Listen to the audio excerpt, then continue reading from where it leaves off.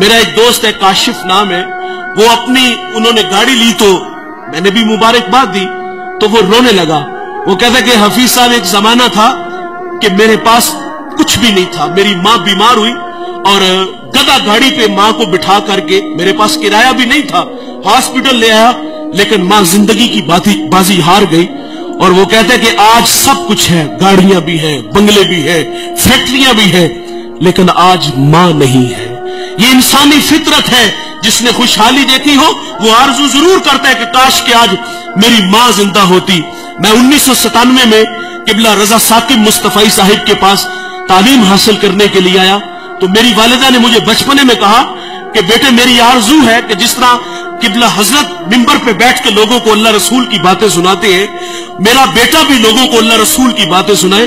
ये मेरा ख्वाब, मेरा सपना है और मैं ये देखना चाहती हूँ। लेकिन हुआ क्या कि 1999 में वो अल्लाह के पास चली गई।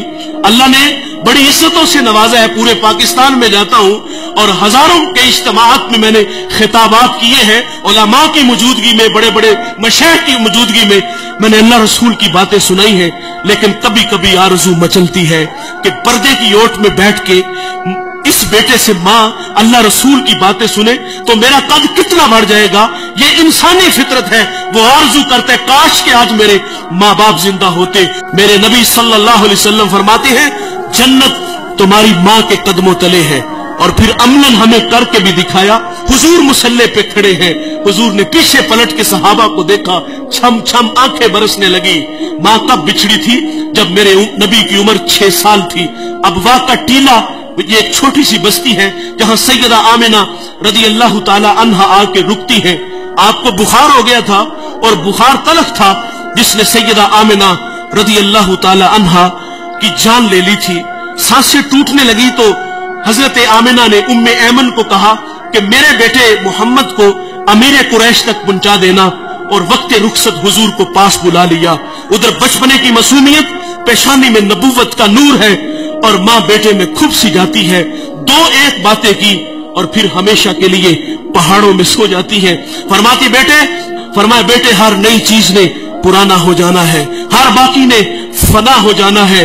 फरमाया बेटे, मैं भी जा रही हूं, लेकिन सुनो, मेरा जिक्र बाकी रहेगा, वो इसलिए कि मैं तेरे जैसा सोना मोहम्मद छोड़ के जा रही हूं। सांसों की माला टूट गई, मोती कहीं फिजा में बिखर गए। हुजूर माँ से लिपट गए और लिपट के अथरू बहाते हैं और फरमाते, अम्मी आप क्यों नहीं बोलती, आप आंखें क्यों नहीं खोलती? हंसता चमन खामोश है, जाने वाले लौट कर कभी भी नहीं आते। लेकिन कुछ जाने वाले ऐसे होते हैं जो दिलों में धड़कन बन के रहते हैं, खुशबू होते हैं जो पास पास रहते हैं।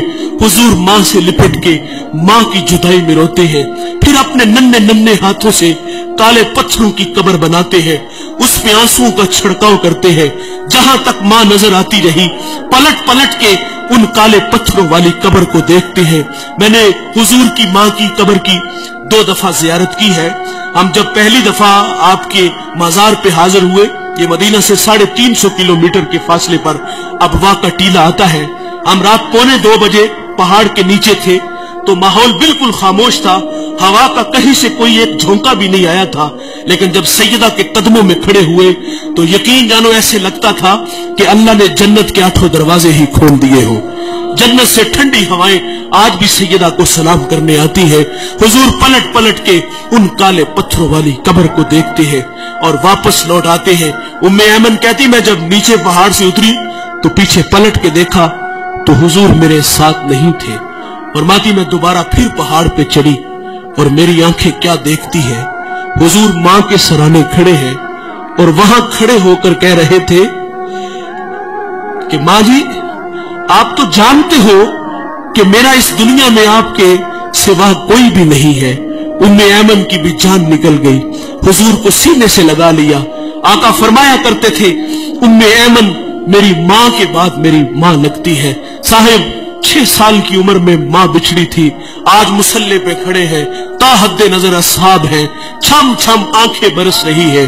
और फरमाया सहाबा, काश के आज मैं मोहम्मद की माँ जिंदा होती, मैं तुम्हें नमाज इशा पढ़ा रहा होता, उसमें सूरत फातिहा की किरात भी कर चुका होता, फिर मेरी माँ को मुझसे कोई काम याद आ जाता, वो मस्जिद नबवी के दरवाजे पे आके कहती, इब्नी मुहम्मद, मेरे बेटे मुहम्मद मेरी बात सुनो। हुजूर फरमाते नमाज तोड़ के पहले माँ की बात को सुनता। हुजूर ने अमलन हमें माँ की इज्जत करके बताया, तो साहिब इनकी कदर इनकी जिंदगी में करो। मैं एक जगह खिताब करने गया तो एक बूढ़ा मेरे पास आके बैठ गया और रोने लगे। मुझे कहते मौलवी साहब मैनू एक मसला ते दसो, जिन्हें मां वेखी ना होवे ओदा की बनेगा। कहीं बचपन में मां बिछड़ गई, खिदमत का मौका ना मिला और आज आरजू कर रहा है काश मां होती तो मां की खिदमत करता। और मुझे वो नकम्मे और नलायक बेटे याद आए कि जिन्होंने माँ बाप को धक्के देके घर से निकाल दिया, और माँ बाप जो है वो जिल्लत और रुसवाई वाली जिंदगी गुजार रहे हैं। आज की इस बज़म में मैं और आप अज़म करें कि आज के बाद हम माँ बाप का दिल नहीं दुखाएंगे। माँ बाप नाराज है तो अभी जाके उनसे माजरत कर ले। यकीन जाने एक लम्हा लगता है। मैं पिछले दिनों टोबा टेक सिंह एक जगह खिताब करने गया तो वो बच्चा मुझे दलाइल देने लगा कि वालिदैन की ज़्यादती है, बड़ी अजीब अजीब सी बातें करने लगा। लेकिन मैंने उसके दिल के दरवाजे पे दस्तक दी। अल्लाह का शुक्र है कि वहां झटका लगा और वो मुझे कहता वो नहीं मानेंगे। मैंने कहा जाओ तो सही यार। वो कहते मैं कल जाऊंगा। मैं जिंदगी वफा करे ना करे जाओ यार। वो 10 मिनट बाद वापस आया। वो कहते यार ये तो कायनात ही अजीब सी है। मैं बस जाके हाथ बांध के खड़ा हुआ हूं और मुझे मेरे बाप ने मुझे सीने से लगा लिया। ये बड़े कमाल के लोग हैं। एक बार मिलेंगे दोबारा नहीं मिलेंगे। अल्लाह ताला से दुआ है कि अल्लाह हमें इनकी कदर करने की तौफीक अता फरमाए। इस वीडियो को शेयर जरूर करें, हो सकता है आपके एक शेयर से ये बात किसी के दिल में उतर जाए।